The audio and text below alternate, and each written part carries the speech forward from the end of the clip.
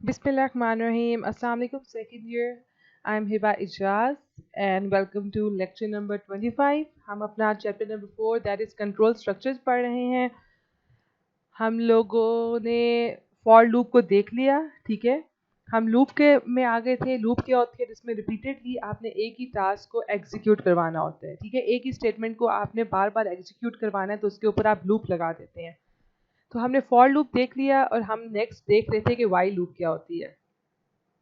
उसी को हम कंटिन्यू करते हैं. मैं एक ओवरव्यू दे देती हूँ कि वाइल लूप क्या था. वाइल लूप में सबसे पहले हम लोग इनिशियलाइज करते हैं आउटसाइड लूप, ठीक है. हम इनिशियलाइजेशन कर देते हैं, उसके बाद हम कंडीशन चेक करते हैं. अगर कंडीशन ट्रू हो तो हम ब्लॉक के अंदर आते हैं, इंक्रीमेंट करते हैं. अगर कंडीशन ट्रू ना हो तो हम वाइल के ब्लॉक के अंदर नहीं आते और वहीं से वाइल के ब्लॉक के बाहर अपनी लूप को एंड कर देते हैं. तो इसमें डिफरेंस क्या है फॉर लूप से कि इसके अंदर इनिशियलाइजेशन बाहर होती है, ठीक है. फिर वाइल लिख के उसके अंदर कंडीशन चेक होती है, जैसे कि ये था. यहाँ पे हम बाहर इनिशियलाइजेशन कर देते हैं, फिर वाइल लिखते हैं. वाइल के अंदर जो भी कंडीशन है वो लिखते हैं. अगर कंडीशन ट्रू है तो हम अंदर आएंगे, हमने जो भी काम करना है करेंगे और इंक्रीमेंट करना है, ठीक है, अपनी वैल्यू में ऐड करना है या डिक्रीमेंट करना है वो करेंगे और इसी तरह ये लूप चलता रहेगा. जैसे ही कंडीशन फॉल्स होगी हम लूप से बाहर आ जाएंगे. अब यहाँ पे देखें हमारे पास एक प्रोग्राम है. हमने एक प्रोग्राम उस दिन कर लिया था, इसका एक और प्रोग्राम करते हैं. ये हमारे पास है हैश इंक्लूड आयो स्ट्रीम, ये हमारी हेडर फाइल्स हैं. फिर हम लोग मेन फंक्शन स्टार्ट करते हैं. अब यहाँ पे हमने यहाँ पे एन लिखना है मैंने, ओके एन, ओके. अभी के क्यों नहीं लिखना ये भी मैं बताऊंगी. आप लोग बहुत ज़्यादा स्टूडेंट्स क्या करते होते हैं कि डिक्लेयर कुछ और कर रहे हैं और ले कुछ और रहे हैं वैल्यू, ठीक है. आप लोग क्या करते हैं, एक के का के, अब इंट के क्या करता है कि के नाम का एक ब्लॉक बना देता है, ठीक है, जिसकी वैल्यू इंट है. अब यहाँ पे ब्लॉक बन गया के नाम का. आप कहते हैं सी आउट एंटर अ नंबर और आप कर रहे हैं सी इन एन. जब आप यहाँ पे सी इन एन कर रहे हैं तो एन नाम का कोई ब्लॉक ही नहीं बना हुआ, ठीक है. तो आप किसके अंदर वैल्यू पुट कर रहे हैं. यहाँ पे आप लोगों के पास आ जाते हैं एरर. तो जो वैल्यू आप डिक्लेयर कराते हैं उसी के अंदर आपने वैल्यू को डालना होता है, ओके. अगर के एन एन नाम की कोई चीज़ बनी हुई नहीं है तो आप कैसे सी इन एन करते हैं. ये एन तो आप वैल्यू एंटर कर रहे हैं, ठीक है. एन बेसिकली एक वैल्यू है, उस वैल्यू ने जाके इस एन पोजीशन पे सेव होना है, इस एन वेरिएबल के अंदर सेव होना है, ठीक है. तो यहाँ पे आपको डिक्लेयर भी इन एन कराना होगा कि एन नाम की स्पेस बने, एन नाम का वेरिएबल क्रिएट हो. फिर आप कहते हैं एंटर नंबर और सी इन एन. अगर कोई भी आप नंबर एंटर कर रहे हैं, फॉर एग्जांपल 5 एंटर कर दिया तो वो इस पोजीशन पे जाके सेव हो जाएगा, ठीक है. तो हम लोग वाइल लूप पे इनिशियलाइजेशन जो डिक्लेरेशन होती है वो बाहर करते हैं. ये देखें, ये हमने डिक्लेयर किया और ये वैल्यू इनिशियलाइज भी हो गई कि हमने इस वैल्यू को कोई इनिशियल वैल्यू दे दी है जो कि 5. अब हम यूजर से ले रहे हैं, ओके. प्रोग्राम का बेसिकली हमने करना क्या है कि हमने यूजर से कोई वैल्यू लेनी है, ठीक है. यूजर अगर वैल्यू एंटर करता है 5 तो हमारा प्रोग्राम उसका स्क्वायर दे दे, 5 को 5 से मल्टीप्लाई करके हमें दे दे, ठीक है. जो भी वैल्यू एंटर करें उसको मल्टीप्लाई करके उसका स्क्वायर लेके हमें दे दे. 5 इंटू 5 25 हमें ये आंसर दे दे. अगर हम लोग इसको 6 दें तो ये 6 इंटू 6 36 हमें दे दे, ठीक है. हम लोग जो भी वैल्यू देते जाए हमें उसका स्क्वायर फाइंड करके ये प्रोग्राम देता जा रहा है. लेकिन जैसे ही हम लोग 0 प्रेस करेंगे तो हमारा प्रोग्राम क्या होगा, एंड हो जाएगा, हमसे दोबारा कोई वैल्यू नहीं मांगेगा, ओके. तो ये हमने बाहर यूजर से कोई वैल्यू ली. अगर यहीं पे फर्स्ट टाइम पे 0 पुट कर देता यूजर तो ये वाइल में कंडीशन क्या है, जब तक नंबर 0 के इक्वल नहीं है, नॉट इक्वल टू. अगर यहाँ पे यूजर एंटर कर देता 0 तो 0 इज नॉट इक्वल टू 0, 0 तो 0 के इक्वल है, ये कंडीशन क्या हो जाती, फॉल्स हो जाती है कंडीशन. और ये इस लूप के अंदर ना आता, इस ब्रैकेट के अंदर, वाइल की ब्रैकेट्स के अंदर ना आता और ये वाली बाहर आ जाता और यहाँ पे लिखा होता है C out good bye print out हो जाता, ठीक है. अब फॉर एग्जांपल यूजर ने 0 नहीं एंटर किया, यूजर ने 5 एंटर किया. इसने कंडीशन चेक की, क्या 5 is not equal to 0. Obviously 5 0 के बराबर नहीं है, कंडीशन ट्रू है, ये अंदर आएगा. C out N into N, N की वैल्यू क्या है हमारे पास 5, कि 5 को 5 से मल्टीप्लाई करेगा, ठीक है. फिर एंड एल न्यू लाइन में आएगा, फिर लिखा हुआ आएगा दोबारा हमारे पास, ठीक है. 5 इंटू 5 हमारे पास डिस्प्ले हो जाएगा 25, ठीक है, इन दोनों को मल्टीप्लाई कर रहा है लेकिन सी आउट भी कर रहा है, तो ये हमें आउटपुट में भी शो कर रहा है। ये दोबारा हमें कहेगा एंटर अ नंबर और 0 टू क्विट। अगर आप कोई और नंबर का स्क्वायर फाइंड करना चाहते हैं तो कोई नंबर एंटर करें, अदरवाइज 0 प्रेस कर दिए, 0 पे ये क्विट हो जाती है लूप। यूजर ने प्रेस कर दिया 3, ठीक है। अब ये क्या कैसे चेक होता है, ये दोबारा ऊपर जाता है, कंडीशन को चेक करता है, ठीक है। इसने देखा क्या 3 is not equal to 0, condition true है, 3 0 के इक्वल बराबर नहीं है, ये अंदर आएगा, 3 इंटू 3 मल्टीप्लाई होगा और हमें 9 शो हो जाएगा, ठीक है। अब ये दोबारा कह रहे हैं enter a number 0 to quit.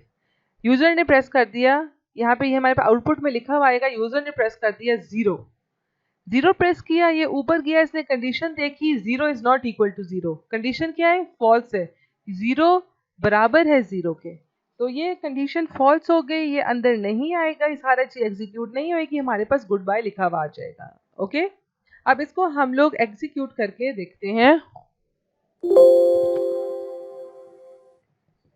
ये मेरे पास यहाँ प्रोग्राम लिखा हुआ है, ये देखें वही प्रोग्राम एग्जैक्टली लिखा हुआ है, ये हेडर फाइल्स है हमारे पास, ठीक है। ये मेरे पास मेन फंक्शन स्टार्ट हो रहा है, मैंने एक नंबर n नाम का डिक्लेयर कर दिया है और यूजर से कहा है कि कोई नंबर एंटर करो, और यूजर ने सी इन n किया, मतलब कि कोई नंबर एंटर कर दिया है, ठीक है।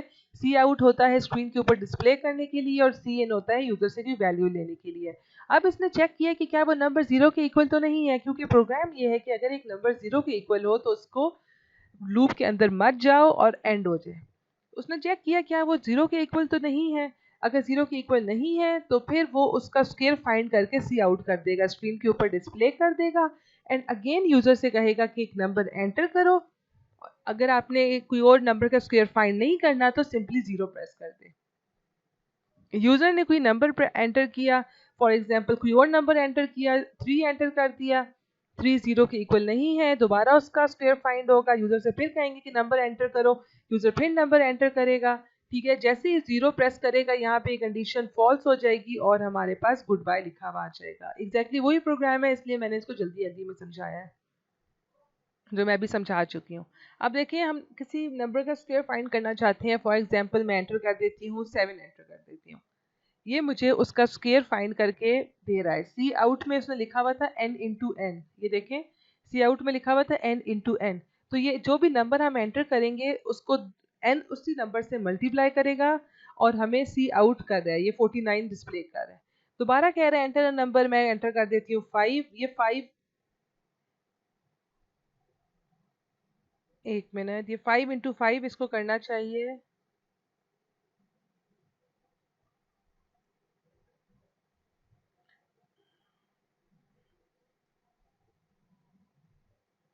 यहाँ पे हमने रिटर्न 0 लिखा हुआ था, आई थिंक इसकी वजह से इशू आया है ये।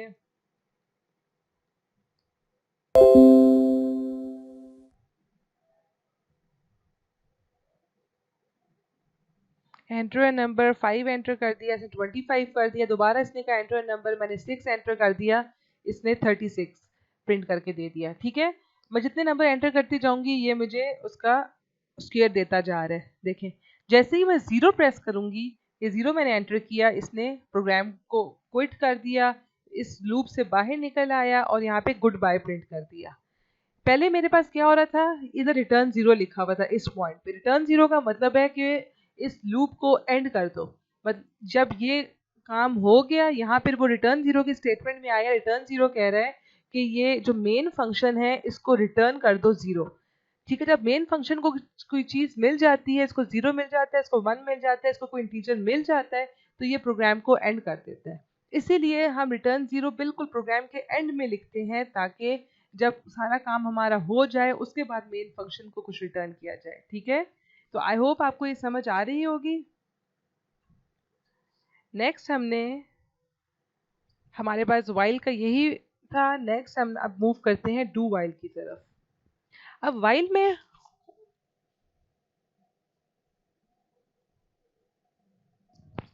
में हमारे पास था वाइल, यहाँ पे हम कंडीशन चेक करते थे और फिर हम काम करते थे, ठीक है। पहले कंडीशन चेक होती थी फिर काम होता था जो भी वाइल लूप के अंदर लिखा हुआ था।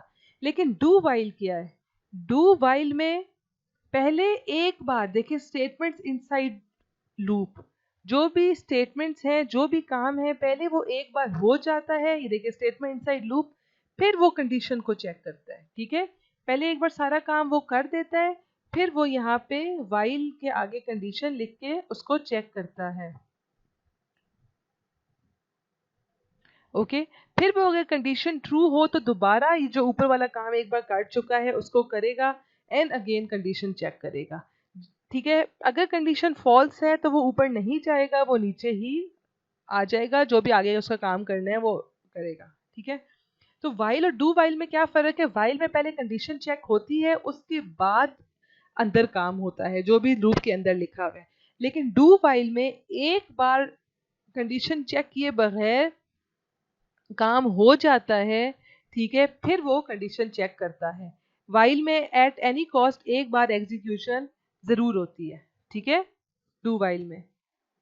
अब इसका हमारे पास देखें सिंटेक्स ये है, लिखा हुआ है डू ब्लॉक ऑफ स्टेटमेंट्स और वाइल कंडीशन, कि डू के अंदर आओ, एक बार जो भी ब्लॉक है, जो भी स्टेटमेंट्स हैं, इनको एग्जीक्यूट करो, ठीक है, और फिर कंडीशन चेक करो वाइल के अंदर कि अगर कंडीशन ट्रू है तो ठीक है, ऊपर वापस मूव कर जाओ, अदरवाइज क्या करें आप, अदरवाइज आप इस कंडीशन अगर फॉल्स है तो इस वाइल के लूप को दोबारा एग्जीक्यूट नहीं करना, अगर नीचे कुछ लिखा हुआ है तो उसको एग्जीक्यूट करें और प्रोग्राम एंड करते हैं। इसका हम एक सिंपल सा प्रोग्राम करके देखते हैं आज। अब देखें, जो हमने काम किया था, हमने क्या करना था, एक यूजर से नंबर लेना था, ठीक है, और उस नंबर का स्क्वायर फाइंड करना था। अगर नंबर 0 था तो हम कहते थे क्विट कर दे। तो इसी को अब हम डू वाइल से करते हैं। डू वाइल में हमारे पास क्या होता है,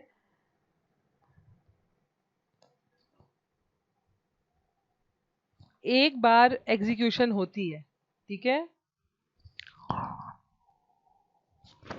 तो हमारा सिंटेक्स क्या होता है, हम लिखते हैं डू, फिर हमने जो भी काम करवाना हो वो काम करवाते हैं, ठीक है, और जब काम हमारे पास हो जाए तो उसके बाद हम कंडीशन चेक करते हैं, एंड कंडीशन के बाद इसमें सेमी कॉलन भी होता है, ठीक है। हमने किस तरह चेंज किया, हमने जो वाइल वाला काम था वो सारा डू के अंदर कर दिया, ठीक, और फिर हमने ये देखें कंडीशन चेक किया, ओके, एंड उसके बाद कंडीशन के बाद हमने सेमी कॉलन भी लगाया। अब हम इसको रन करके देखते हैं कि हमारे पास कोई एरर तो नहीं आता। ये देखें एग्जैक्टली वही काम हो रहा है, ये कह रहे हैं एंटर नंबर, हमने 5 एंटर किया, इसने हमें प्रिंट करके दे दिया। कहा एंटर नंबर, इसने हमने 6 एंटर किया, इसने हमें प्रिंट करके दे दिया। जैसे ही मैं 0 एंटर करूंगी ये एंड हो जाएगा, ओके। तो आई होप डू वाइल आपको समझ आ गया होगा। अब अगर हमने यही काम फॉर से करना हो फिर हम क्या करें, ठीक है। अब ये आप लोग की अभी क्लास असाइनमेंट है कि आप लोगों ने यही काम जो मैंने यहाँ पे किया है, डू से करके दिखाया है, वाइल से करके दिखाया है, वही काम आप लोगों ने करना है फॉर लूप से, ओके।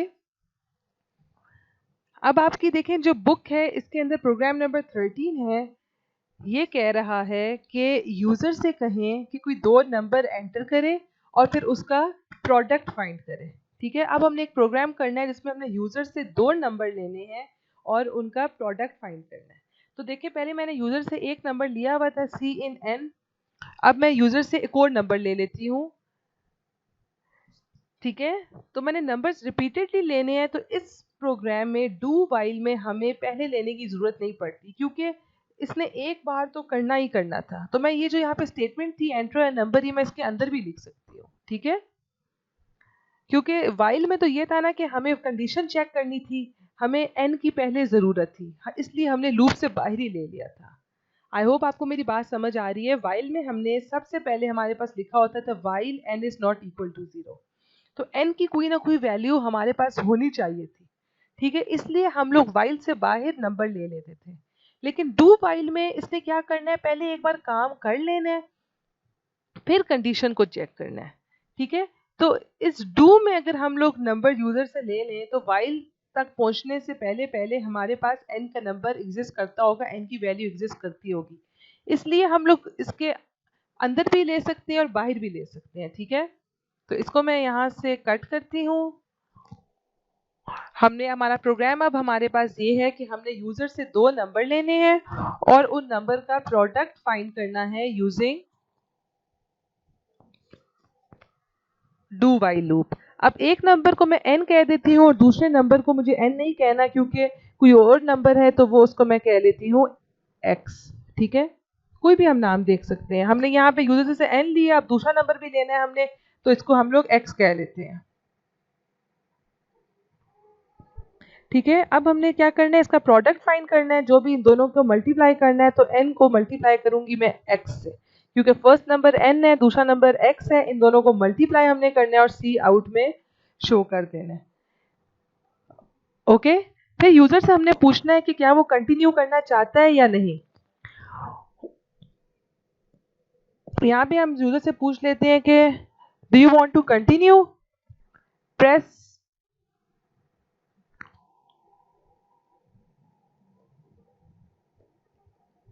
ठीक है, कि यूजर से कहते हैं do you want to continue,